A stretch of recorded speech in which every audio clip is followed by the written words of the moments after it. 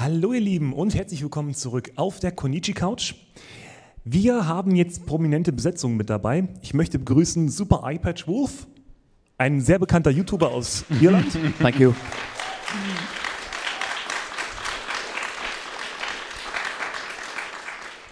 Dann habe ich wieder dabei Miki, wie schon die letzten Stunden auch. Hallo.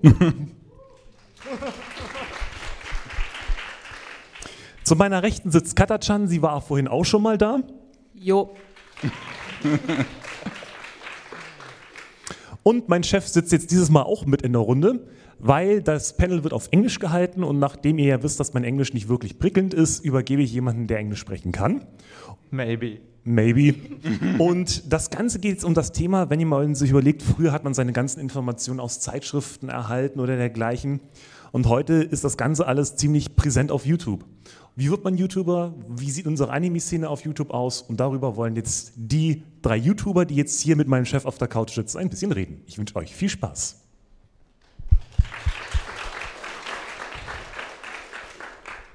So I want to just start briefly to introduce my guests again a bit more. So to my left there's Kata. Kata has a YouTube channel, it's called kattachan, and she's doing YouTube for around 3 years. Yeah. Yes, and she mostly uploads video essays about series that she likes, for example like My Hero Academia or Agretzko, but she also does videos on Vocaloid. And she spent her last year in Japan, so she also did some vlogs. So if you're interested in what a student life in Japan and how many wine can you drink in Japan, you can watch her channel. Yeah. So, like on the right, there's Miki. Miki is also a German YouTuber, and she's doing YouTube for, I think, 5 years? 6. Okay, or like 6. Yeah, okay, 5 to 6. And she mostly uploads video essays, but also does a regular podcast on YouTube with a lot of people from the anime community. I was also invited once. And yeah, and she's also like a big proponent of gender issues in anime, I think in Germany. So if you're interested in LGBTQ things in anime, you can watch her channel. It's called Anime Slam. And we also just did a panel on that in German. And our third discussant is SuperEyepatchwolf, and I think it's not too much to say he's one of the most successful English anime speaking YouTubers. I think he started around 3.5 years ago. Yeah, that's right. Yes, I checked it beforehand. And you started a journey with your video why you should watch Hunter x Hunter. And you now have around 700,000 subscribers. And you do videos not only on anime, but also on wrestling, video games, movies, everything you like. It was kind of a total accident. I don't know how any of this happened. Yeah, and my name is Sören, and I'm organizer of a Connichi-Couch, and I spent way too much time watching AniTube, and I think that's why I'm here right now. I wrote an article 1 or 1.5 years ago about AniTube in Germany and America, or English-speaking countries, and yeah, that got me really invested also in the German community, which I didn't know existed before that. I only knew like Nino and Kurono and so on. So yeah, let's start the discussion. Firstly, I want you to like introduce yourself maybe a bit more and maybe tell our audience why did you start doing YouTube? Maybe you want to start. Okay, I'm supposed to start? Okay. So for me, it was like I got back into anime through My Hero Academia because I had like this big fallout with Naruto as a series, and then I was like, okay, no shonen anymore. But someone convinced me to watch Boku no Hero Academia, and so I got going with that, and I was like, I really want to talk about stuff, and I watched English anime YouTube, and I didn't know a German scene existed, so I was like, okay, so I'm gonna start this thing. Then I got into it, and it turns out there are a lot of small channels that don't get traffic because YouTube algorithm just says you're not uploading every week or something, so you don't get pushed, so no one knows they exist. And yeah, so I got feedback really fast. I met other guys who are doing the same stuff as me, and that motivated me really highly to actually spend more time because I just like just expressing myself, doing different stuff, and being creative. Yeah, thank you. I just forgot to ask, to say, if you have a question, you can always like raise your hand, and we try to like answer your questions. And you can also state questions in German if it's easier for you. So Yeah, but maybe Miki wants to continue. I started YouTube as kind of a hobby at first, and one of my friends, who is the boss of animeslam.de, the website we're running, kind of liked what I did, so he asked me if I would join him on his project, and now I'm like doing everything on his website. Yeah. How about you? I guess there was two things. Part of it was just like I really liked video essays, especially about anime, but like 3 or 4 years ago there was very few people doing like those kind of videos about like shonen anime, which was kind of my favorite. And so I kind of there were some people, but there just wasn't that many, and so I kind of started doing that. And then I guess the second part of it was I followed the Best Friends podcast, and one of them talked a lot of mess about Hunter x Hunter, and I got really mad and responded really unreasonably by making a 50-minute video about why he was wrong. But it worked out okay. Yeah. That's great. So, yeah, you see that there are a lot of different reasons for starting YouTube, but I think like all of you like are now doing kind of this, not the same, but kind of similar videos, right? You're all doing video essays. What is your reasoning for doing video essays? I mean, you already told us, but I kind of just started doing it, I would say. Like at first I was writing stuff, and then I got into my boss edited the videos at the time. Then I got into video editing myself, and then I was like, it's quite interesting. I'll try it myself, and made some very simple videos at first, but at some point I just wanted to be more expressive and creative, and that's when I started doing those video essays. But it's not all I'm doing. Sheen told, I also am doing a podcast, and doing video reviews, which are kind of essays sometimes. Like when I'm trying to review something, I'm always like, it needs to have some kind of point. Like when I reviewed Bloom Into You, I wanted to talk about homosexuality in anime a bit more, because especially in our German bubble, it's not something that's really talked about much. I think I'm like kind of the only trans anime YouTuber in Germany. At least I didn't found anyone else. Oh, no, okay, it's my turn. For me, it was first, I started with my My Hero Academia video was a bit like a review. I was like, yeah, this is the anime, this is the story, blah, blah, blah. But I got kind of bored with that, and kind of on the same time, I discovered other YouTubers like H-Bomber Guy, Lindsay Ellis, now are ContraPoints, and that inspired me kind of to like be like, okay, so not only is it like me who's like, yeah, this is kind of too structured, but there's actually like a place this genre exists. Like I was like, oh, a video essay that exists, okay, so this is what I'm doing apparently, and now I want to like just keep on going with that, because I think it's like more creative, it's more freely, and before I was a YouTuber, I was kind of writing stories, so that was like more what was like my play field, let's say that.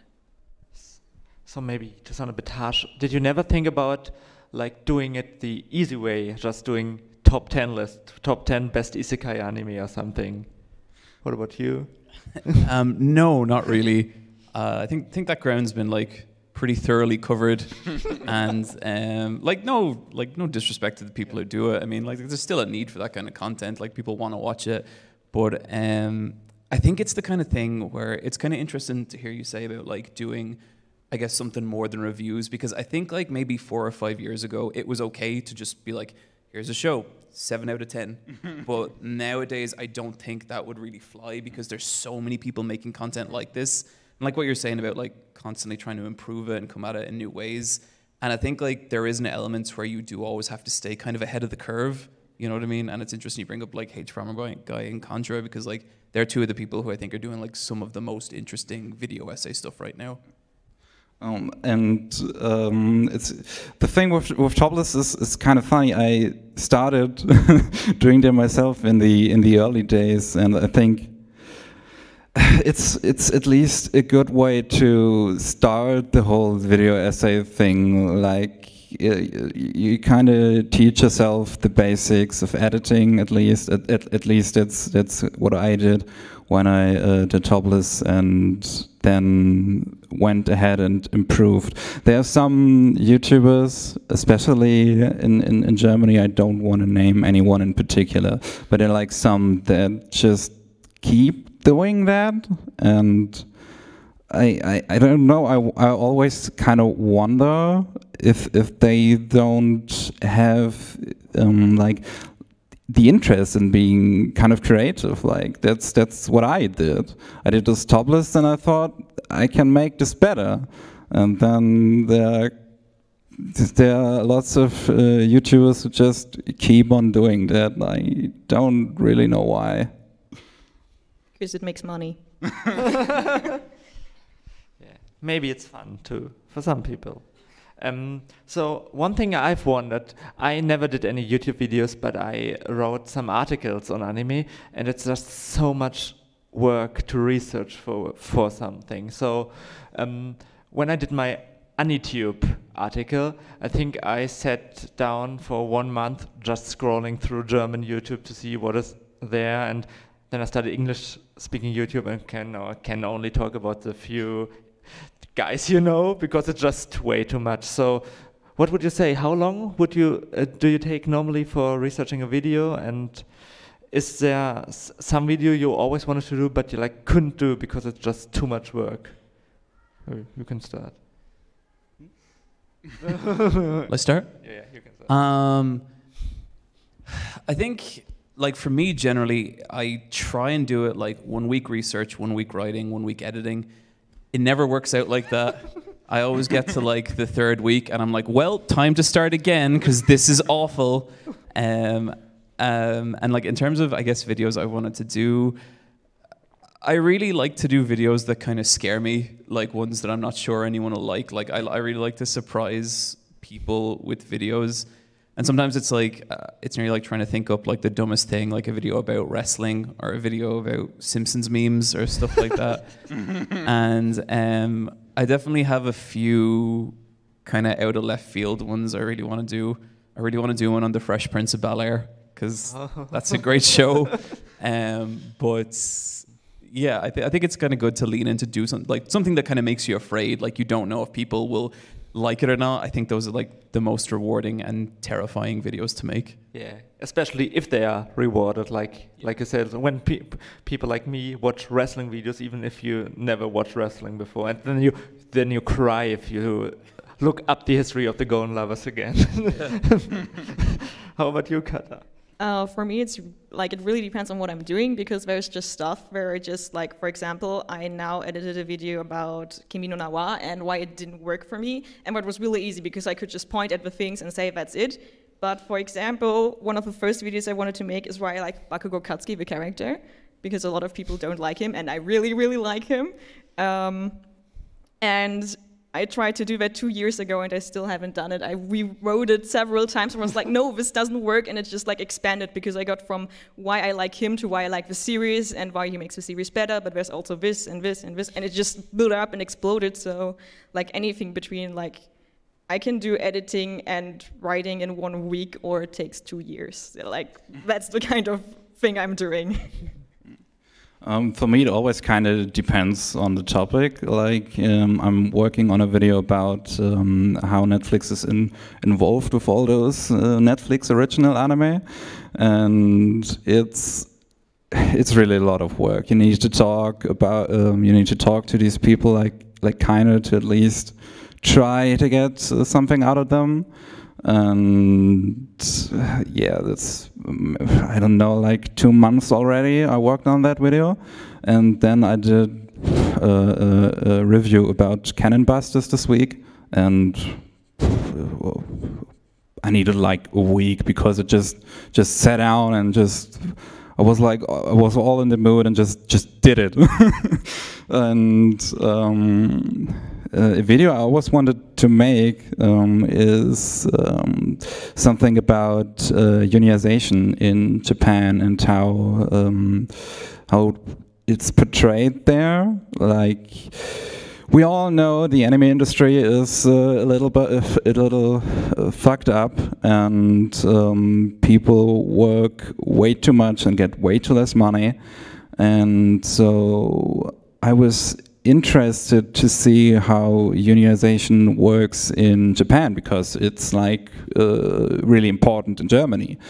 And it's really hard to get like to get to talk to people who kind of know that stuff, so they can tell me, or like get in contact with Jenica, like the animation support in Japan. And it's really hard because I don't speak Japanese, so kind of tough talking to them. I think that's kind of a difficult thing about like when you're like appreciating something that's so indigenous to Japan, where there is just this like nearly kind of wall up, because it's so difficult to like cite first-hand sources. So much of what we have to do is working with second-hand stuff, and that can be a real challenge. Yeah, and that's one thing that relates to my next question, because when I wrote an article about streaming habits in Germany, I did a mistake. I wanted to count like every physical release that's released in Germany. Way too much work, never do that again. But I just made a mistake because I forgot something. So did you ever do any mistakes while you're researching, and did you get any like harsh feedback on it? Oh God, yeah. Yeah, like, I mean, yeah. I know one of the things. I could. There's so many. I don't know which you could even be talking. But yeah, like it totally happens. Especially when you get into it first, because you kind of, when I got into doing like anime videos on YouTube, I was very much like, okay, these videos are about like my opinion and like what I think about these kind of shows, and they're not so much like, I'm not like a journalist or anything. But I think what I didn't realize is once you start talking about this stuff, you inevitably have to lean into journalism a little bit. And so even really, like I went to animation college, even really basic things like citing sources correctly or stuff like that, I just didn't do it.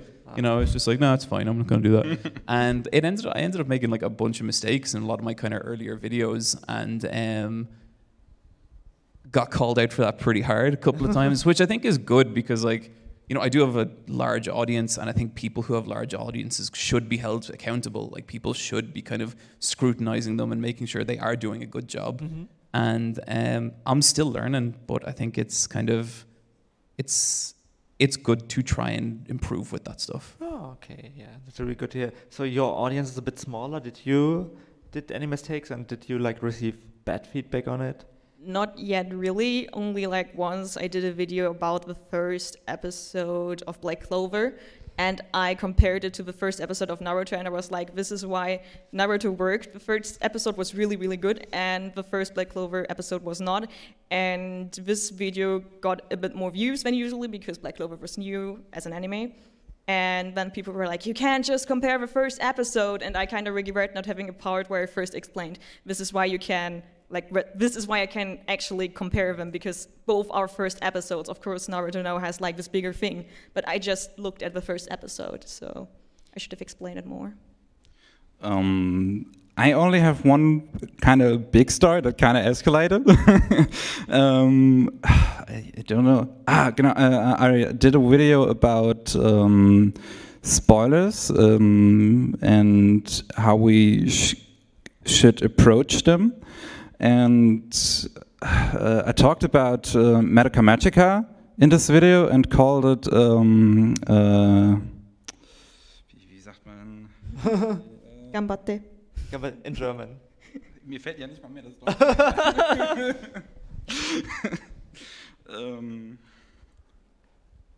Not so good. You didn't like mathematics? No. One genre, like you said, one genre, and there's another. So, dass diesen Kontrast zu vorherigen Magical Girl Anime ist, ne? Irgendwie dieses. Genau. Thanks. I called it deconstruction. I called Madoka Magica a deconstruction of Magical Girl anime, and like people really freaked out that I did that. Been there. I understand that it's like that there were many anime like Madoka Magica before, but I just used it as an example and called it a deconstruction because at least I think what's made this particular thing popular, not because it's like the first time it happened, and I had big arguments over that, and I'm staying in that boat. I think Madoka Magica is a deconstruction of Magical Girl anime, like kind of the classics, but not. It's not the first time it happened. Yeah, I think you should never talk about deconstruction on the internet. It's not a good discussion most of the time. I just once did it with Hunter x Hunter, and the discussion went crazy. So before that might have been my fault. First video was all about like Hunter x Hunter is a deconstruction shonen anime, and then people were like, "Oh, cool," but then that term fell out of favor, and people were like, "Look at what you did." So before going to my next question, we have a question from the chat. Thank you, chat. So to you, SuperEyepatchwolf, in your Fall of Bleach video, you called yourself a total loser. It seems to be a recurring statement of yours. Is it due to the anxiety you feel about the quality of your videos?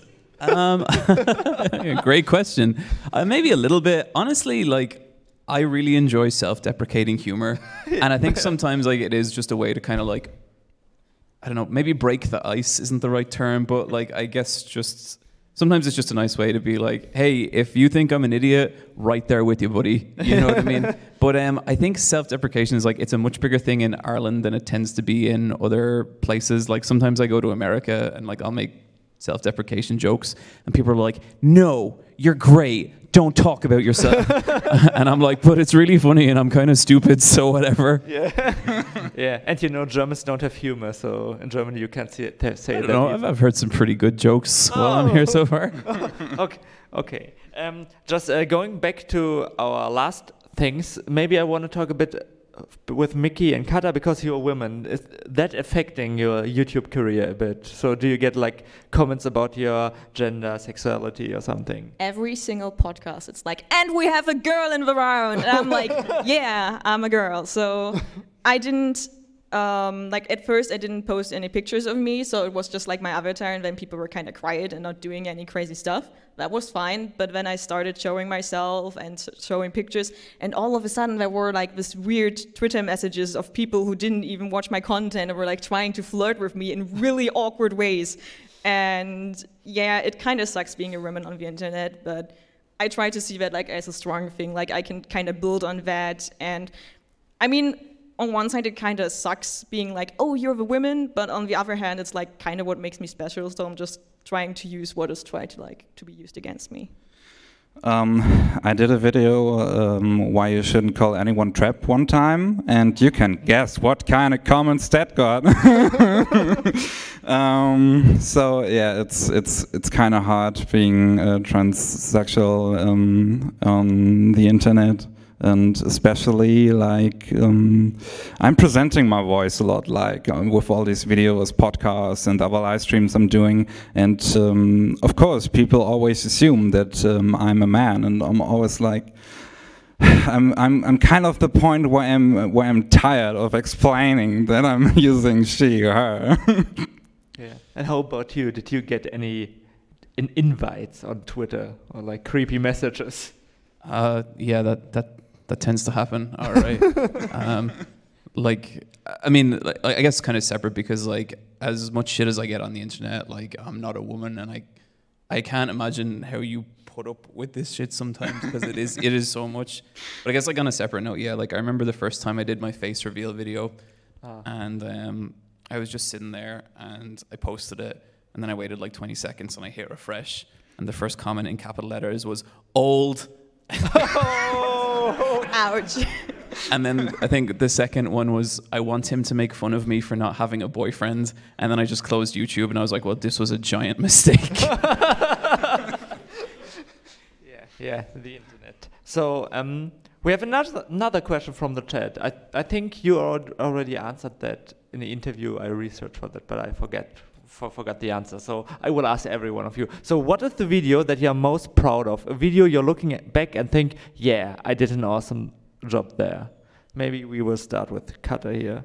Okay, so for me it's my sword art online video, because I did it when I was in Japan. I didn't have a microphone, and I saw people discussing sword art online again, and I was like, this is enough, we don't need to discuss this. So good. Yeah, we don't need to discuss this again.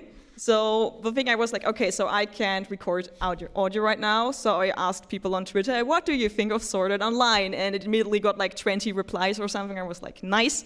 And I did like a musical montage where I just cut between Digibro and Mother's Basement, stating their opinions and stuff, and showed like the Twitter answers I got, and kind of made my point with showing both sides, like the fans and the haters, and just said, stop beating like a dead horse. We've been here before. We don't need to talk about it again without me saying a word. And I kind of think like that was a thing where I was like, this is kind of genius. I really like that video. It was the first time I thought that. Yeah, I'm in it too. So, John, what is yours? I don't know. I don't think about my videos too much after I've kind of done them, because I think I'm just like, well, that was hell. Time to move on to something else. But I guess I do really like the wrestling video I did, mainly just because a lot of people who aren't into wrestling at all watched it and like, you know, kind of enjoyed it. And I think maybe like some people, like even at this con, have kind of told me it sort of changed their minds about wrestling a little bit, and that meant a lot to me. So maybe that one. Okay, and Miki?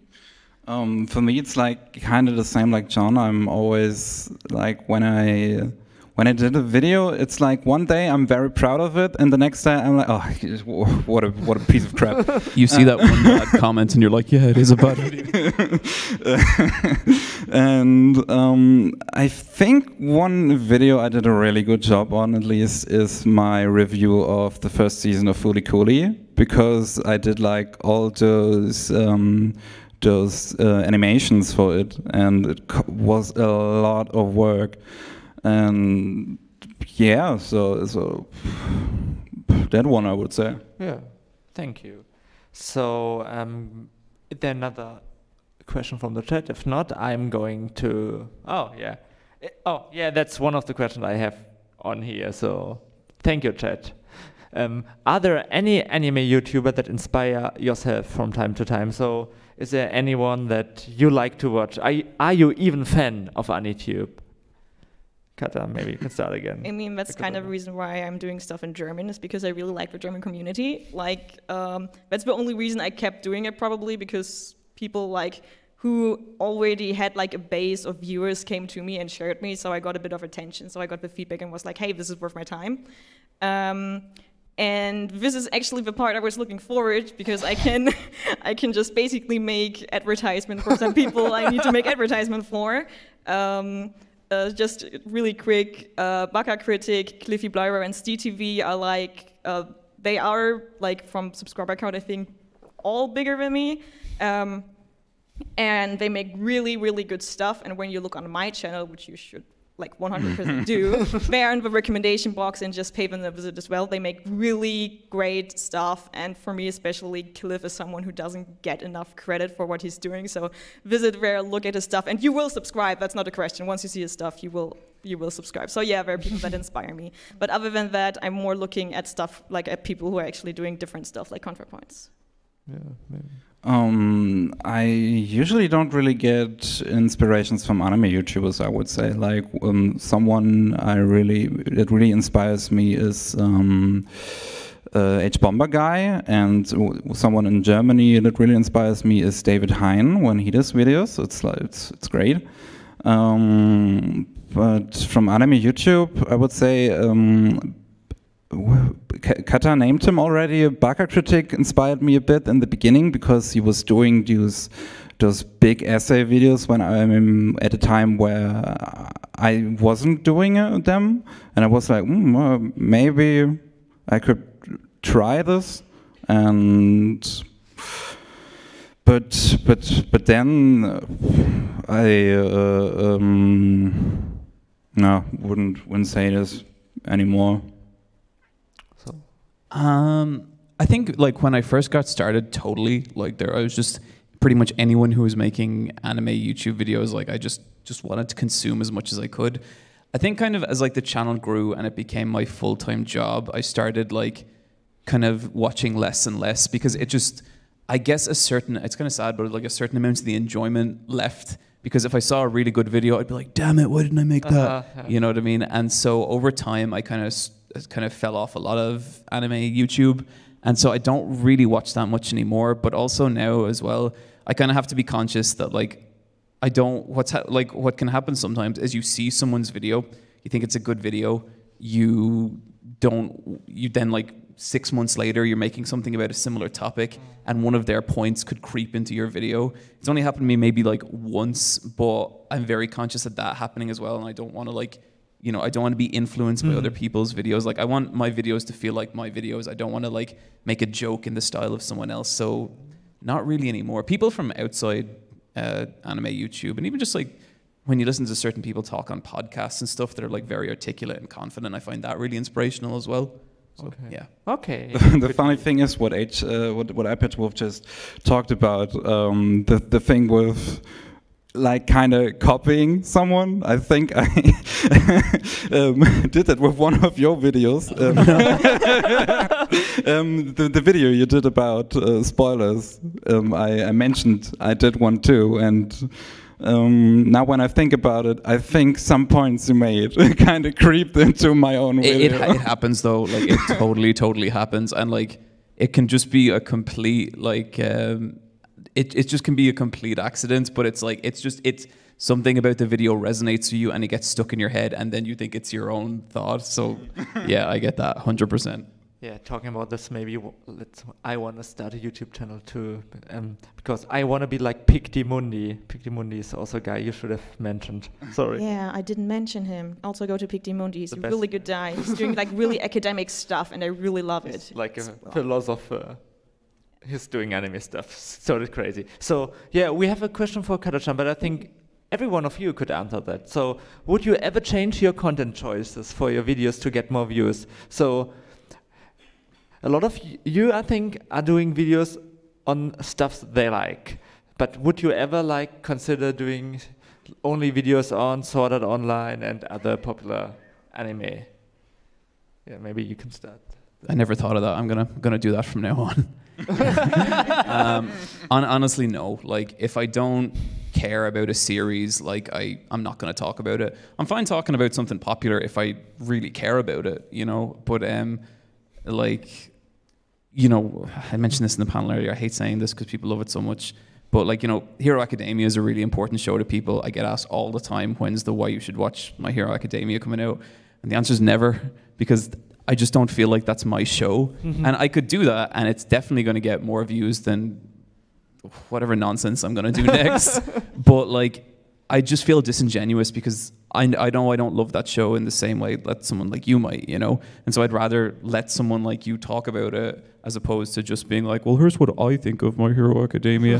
When like, I don't really think I have anything that interesting to say about it. Do you know what I mean? I'd rather, and I also think like, if you want your content to feel personal, you have to do stuff that's personal to you. Like, people talk about the YouTube algorithm a lot. My most popular video last year was Grappler Baki. Why? Like, I saw the numbers on that and I was like, what is happening, you know? And I made that video because the channel was getting a lot of traffic and I don't like that sometimes, so I thought I'd make just something obscure, and that didn't work at all. But I think if people sense that you're sincere about something, that's going to be a much bigger boon to your channel than like just trying to ride the algorithm wave with 100 other people, you know? Yeah, I think that's one of the things that's like really special about your channel, at least for me. Like, no one in Germany would do a video about Hajime no Ippo or something because no one knows it. But yeah, you showed us that you can be successful even with doing stuff. Like, I have covered popular stuff as well, do you know? But you like that stuff. So how about you, Miki? That would be totally against my ethics of doing videos. Like, I'm doing videos about niche shows on purpose, so that, no. So, and you?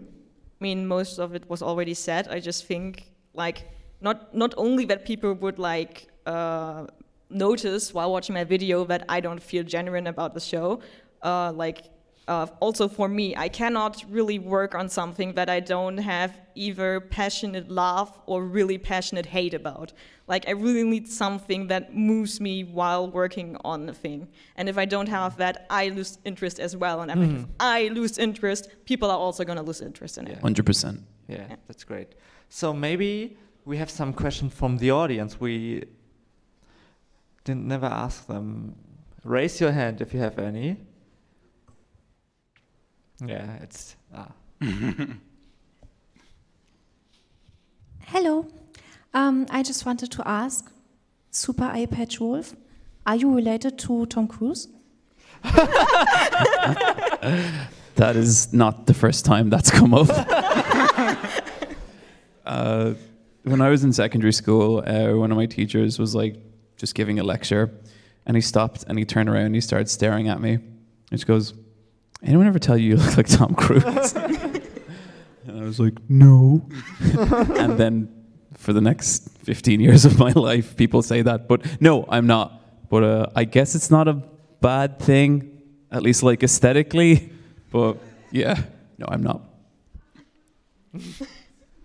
Any more? Hello. At the risk of inciting a brawl in here, simple question, subs or dubs? Subs or dubs. That's a really big discussion in Germany, just to like put it to, because we get a lot of dubbed anime, and a lot of people think that dub anime aren't that good. And that's like the big discussion if you should watch dub. I mean, it's in English-speaking countries too, but just so you know. It's interesting because I think one of my biggest, I think it like depends on the series. Like I'll always go for the ones that with the strongest performance. But there's some stuff that I've been watching since I was a kid, and like I can only hear those characters in their dubbed forms. Like Dragon Ball Z would be a big one. Now a friend once showed me the German dub of Dragon Ball Z, especially Vegeta. I'm so sorry, guys. What happened? He's an amazing character. Why did they do that? We did get the same voice actor as SpongeBob in the first season in Dragon Ball for Vegeta. Yeah, and like so to me, Chris Sabat is like, his performance as Vegeta. Like I can't separate Vegeta from him. I can't watch sub Dragon Ball. I know people love it. Like I'm not saying it's bad. I'm just saying to me, I need to watch the dub of that show. Same with Yu Yu Hakusho. Otherwise, I don't really feel too strongly about it either way. I think if you like subs, you like subs. If you like dubs, you like dubs. Thank you. But the question was directed at all of you. Yeah, maybe. Okay, I'm cheating. I can actually understand Japanese, so I'm watching like in Japanese dub. And if I have like Japanese subs, I'm watching with Japanese subs, but then usually with English subs or German subs. But I have some things that I watch in dub, and I just think sometimes it's what you started with. Like you said, you have this connection between the voice actor and the character. Like old series I only watch in German dub because that's what I grew up with. Then there's like some stuff I watch in dub because my boyfriend cannot concentrate reading subs, so we need to watch the dub. And yeah, so it's just like whatever sounds right, but if they have like some voice choice that doesn't suit, I'm just switching up. I'm always starting watching something in German when it's available. And if it's bad, I'm just changing it. It's like, I don't care. Yeah.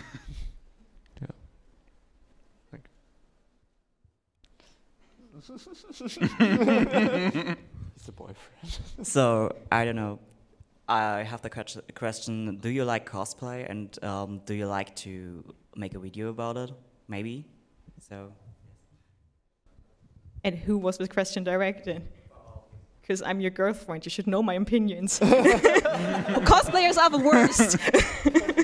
No, like for me, it's like I'm talking about anime and not cosplay, but maybe like I'm thinking about doing a video about fan fiction and fandom in general, so maybe that will find a place there. But let's hear what the other people have to say about it. I don't think I'm gonna do a video about cosplay. Like I like seeing cosplay, but it's not like I have a huge interest. I just think they look nice. I used to cosplay long before YouTube stuff. I did Rock Lee from Naruto. I did Joseph from JoJo's Bizarre Adventure. Yeah, those photos don't exist, so don't bother trying to find them. I feel like I wouldn't know enough about cosplay or even have enough passion for it to ever do a video. I'd love to see like, you know, someone who is really into cosplay in that scene do it, and like I'd watch the hell out of that. But I think me personally, I wouldn't like make it. Yeah, so I'll take the next question from the chat because it relates to that question. So are there any topics besides anime and TV shows you want to explore on YouTube someday? I mean, for you, it's yes, because you already did it. Yeah. But is there anything else you want to do videos on? I don't know. Sometimes I think of really dumb ideas for videos and I'm like, I can never make a video out of this. And then like a year later I do. I was reading about the squirrel war that's currently happening in Ireland. Basically, there's red and grey squirrels, and the grey squirrels pretty much ran the red squirrels nearly to like the brink of like just not being there anymore. But then, in the south of Ireland, this long-forgotten squirrel tribe came back, and they're now kicking the shit out of the grey squirrels. And maybe some April Fools, I'd love to be like, the Great Squirrel War of Ireland. I want an adaptation of that, like an anime adaptation or something. That could destroy my channel, but I think it's like good to do 1 or 2 videos a year that might do that. So, what about you guys?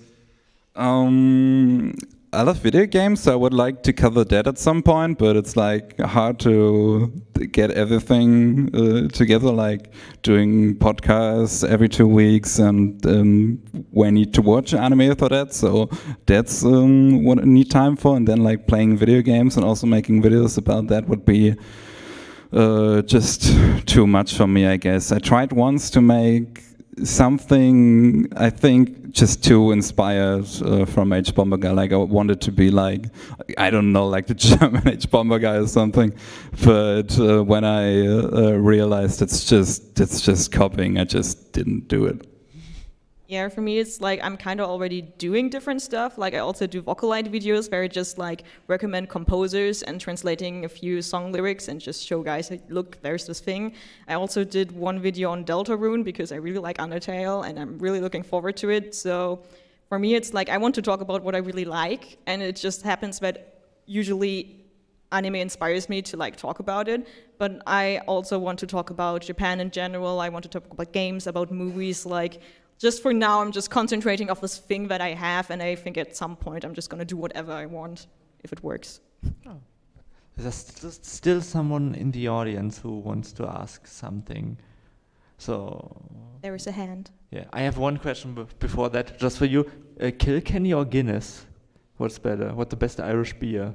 I don't like Guinness at all. Yeah, me neither. Yeah. It's like everyone's so proud of it in Ireland, and I'm like, it tastes like ash. What about German beer? German beer's been pretty good so far from what I've had. I'm enjoying it. I'm hoping to try some more tonight, I think. Yeah. Now we have a real question. So you mentioned before that you liked wrestling, and did you ever do it by yourself? So just like, do you know Jim Sterling? He is also a big YouTuber who is doing a lot of critics about gaming, about the gaming industries and something like that. And suddenly he made videos about wrestling, and few weeks later we saw him doing kind of wrestling in his costume. So ever thought about that?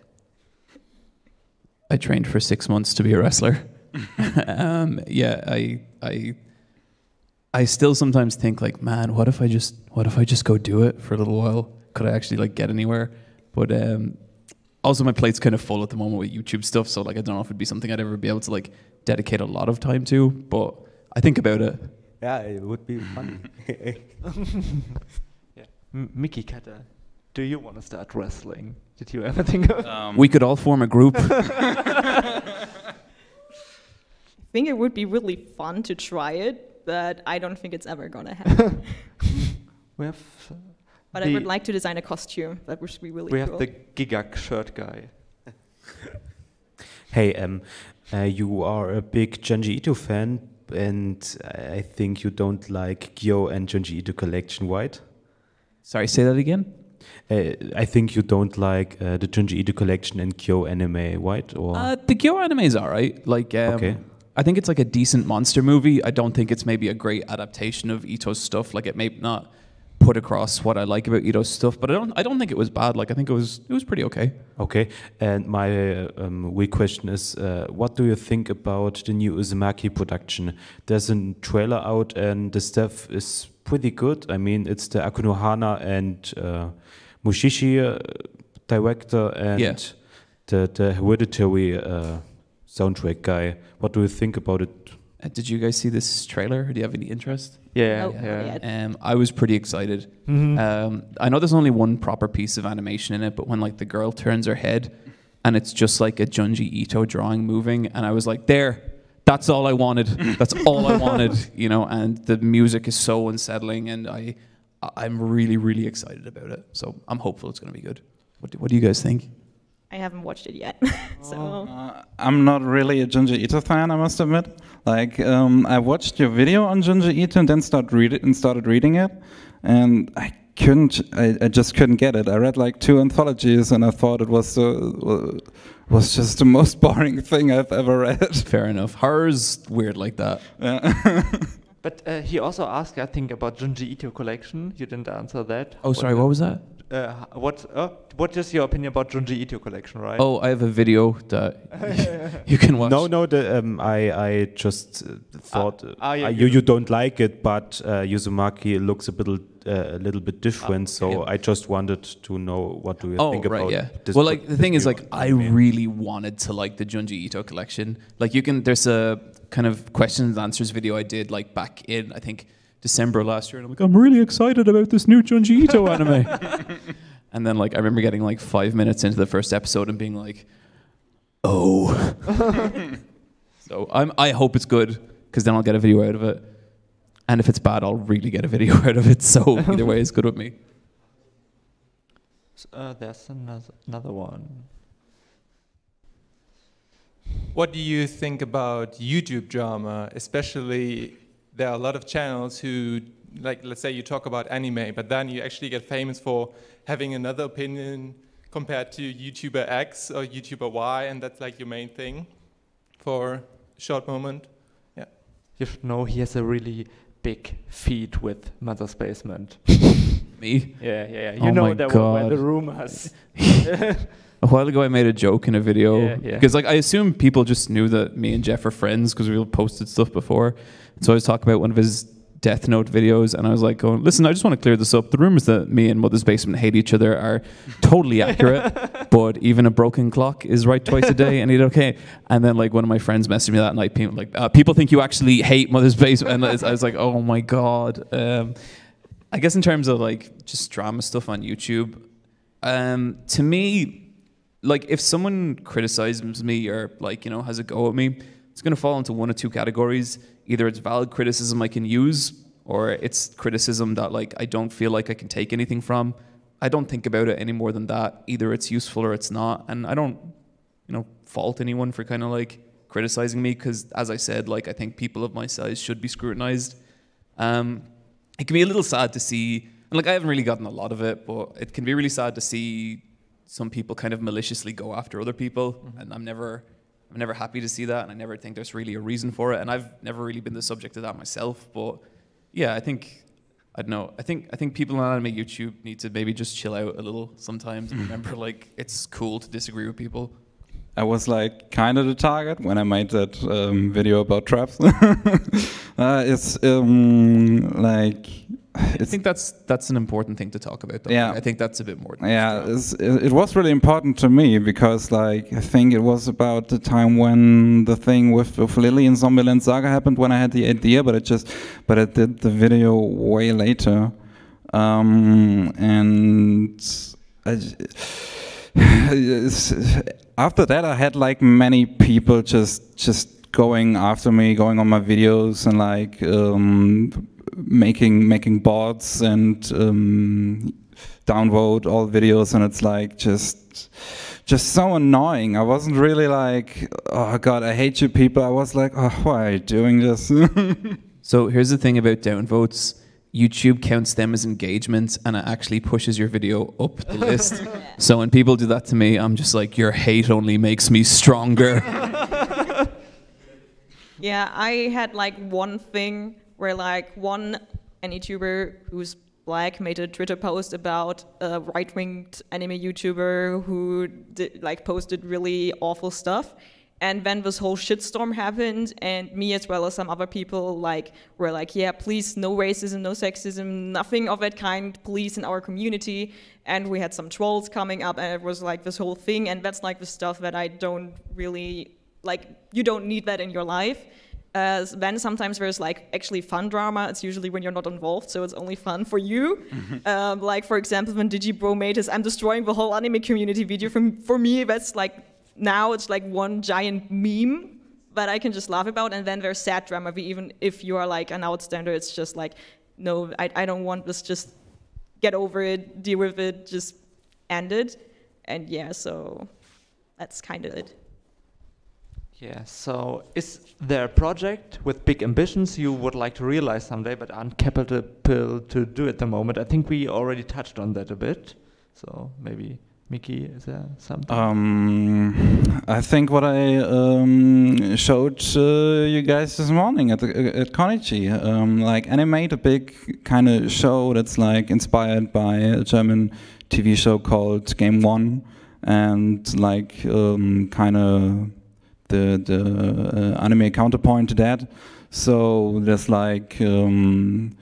multiple people working on a half an hour show that's airing weekly, and some comedy skits trying to mix comedy with critique of something, and it's just kind of hard to do it alone.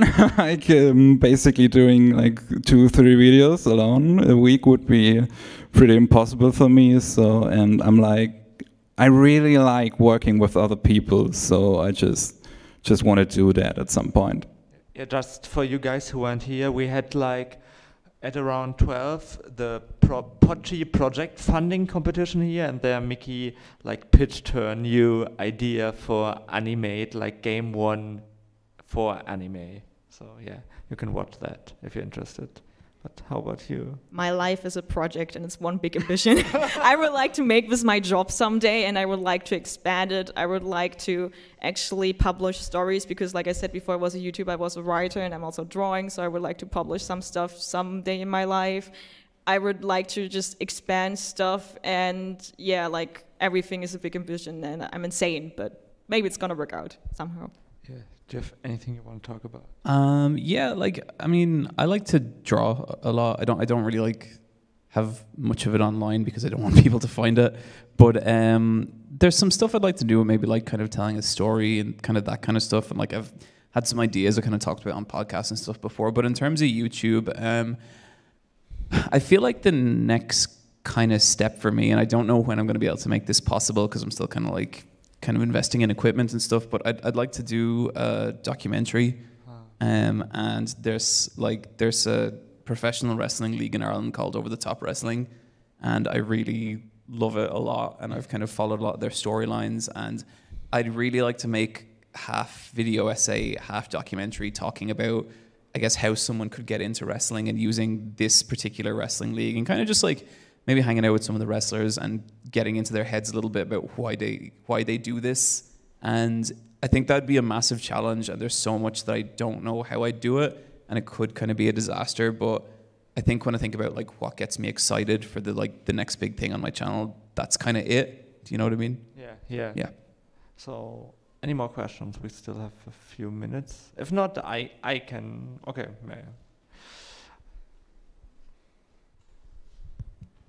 Berserk or Vinland Saga? I've read the first 3 volumes of Vinland Saga. Seems cool, but I've been with Berserk for a while. Me and my boy Guts have been on a journey for a long time. I don't think I could put Vinland Saga ahead of that yet. What about you?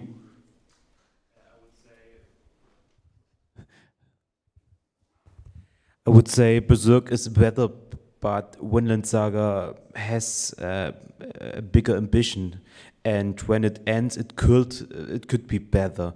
But at the moment, Berserk is better. That's interesting. I'll keep an eye on Vinland Saga. Yeah, just read it. It's really great. There is a arc called Farmland Saga. It's the biggest arc of the series, and there's the best character development I've ever read. And sounds good. Yeah, read it. It's great. So right now we're talking with an audience. What is? Do you think that like viewer interaction is really important to being a YouTuber? And how do you think or how do you do it? And what do you think maybe could be better with your viewer interaction? Maybe. I think it's really important, but I'm really bad at it. I like interacting with viewers like a live stream, but I don't know how to do it when it's like a YouTube comment or something. I'm just like, I'm reading it, I'm giving an upvote and a heart, and like that's it. I'm like, oh, thanks for the comment, but I'm too bad at talking to people, so I don't know how I respond.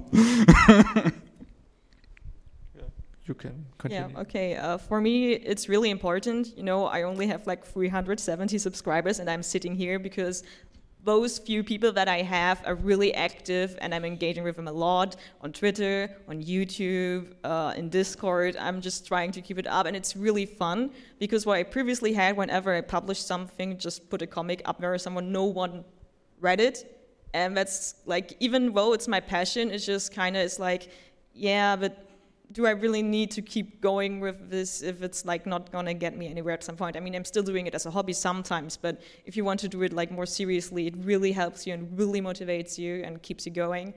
And yeah, so for me, it's really important. And I think I'm handling it kind of well, but I mean, that's like for the community to judge then again. It's kind of interesting to hear you say that, because like there was definitely a time on my channel when kind of like I'd spend a lot of times like interacting with people and in the YouTube comments and stuff. And I kind of really miss that, to be honest with you, because like the bigger your channel grows, the more impossible it becomes to have that personal relationship with your audience.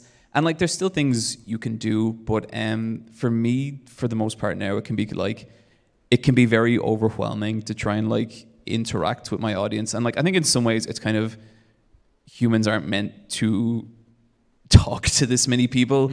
And so like I think sometimes it's kind of, you kind of have to be a little careful of like your mental health, because it can just be like so overpowering, do you know what I mean? And so I think I guess I really miss having that more intimate relationship, but I think you also kind of need to maintain a healthy level of distance as well, because like shutting off because like right now someone somewhere is writing a comment on one of my videos, you know, that's how this kind of goes now, and it can feel like it just never ends unless you kind of take a step back. So it's tricky, but yeah.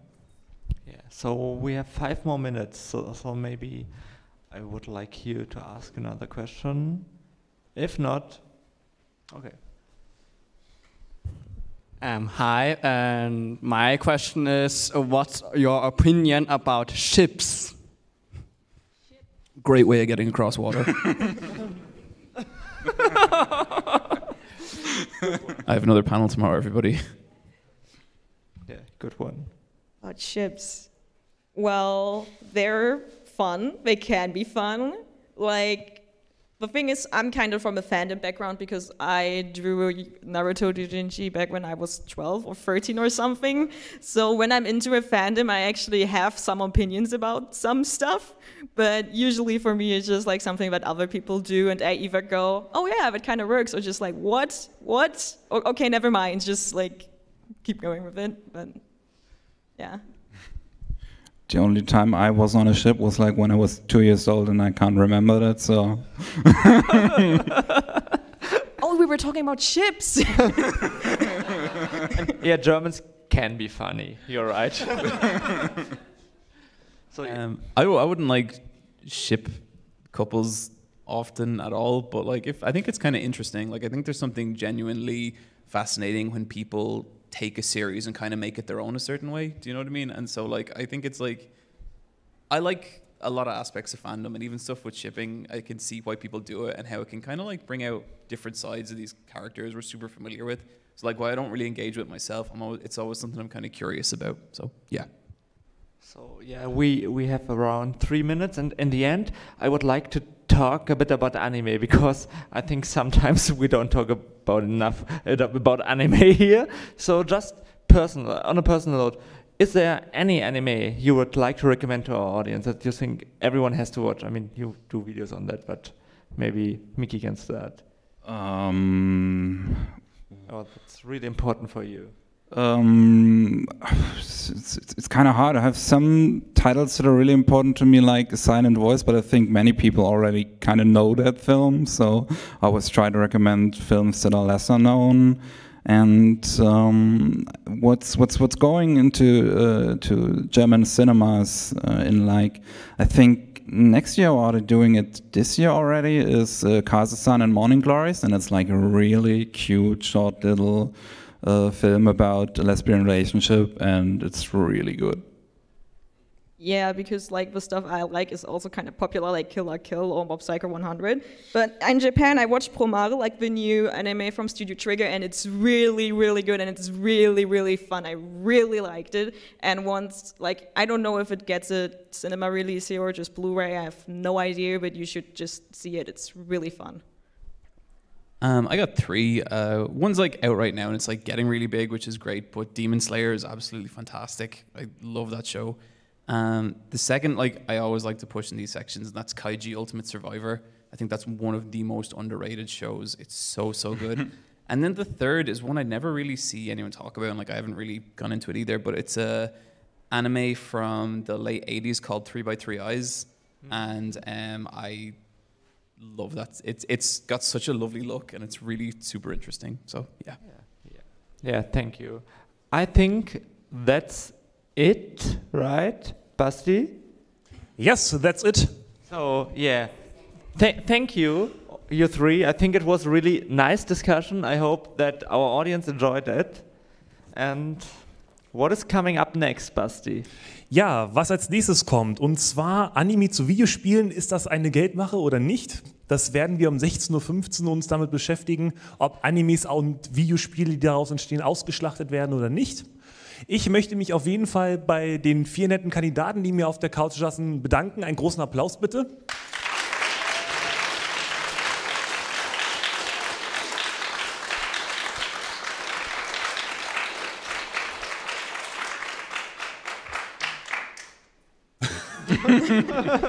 Danke fürs Übersetzen, Sören. No problem. Alter.